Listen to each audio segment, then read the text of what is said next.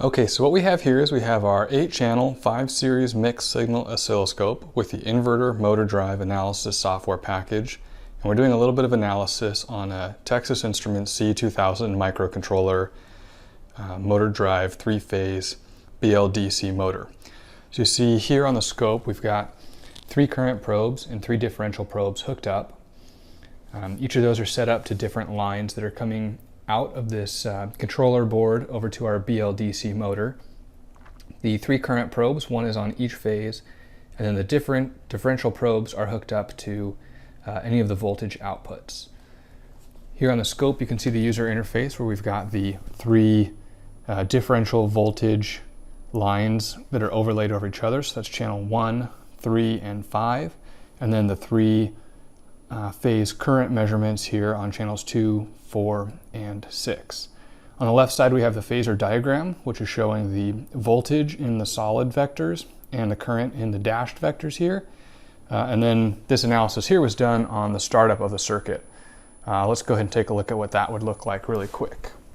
So I've got windows on this scope, so we're able to control the motor drive here via the USB cable and the GUI that Texas Instruments put together. I've turned the motor off. I'm going to set up one single acquisition here on the scope.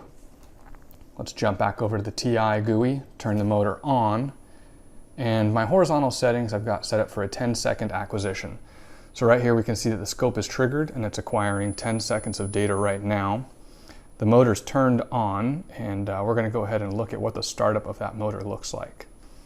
This measurement badge over in the right has a whole bunch of measurements for the 3 different phases: power factor, apparent power, current and voltage, RMS measurements there. And now the whole signal's come in and been acquired, and we can see what the behavior looks like across the signal. And take a look at what this signal looks like across time. So over here we've reached steady state. This is once the motor has reached the RPM desired, and we can see that this changes over time. Really interesting behavior at the beginning as the motor is initially turned on. You can see both the currents and the voltages are trying to figure out exactly what order they should take within the 3 phases to get to a steady state behavior that's desired. Go ahead and check out the IMDA demos online. Call your account manager if you have any questions.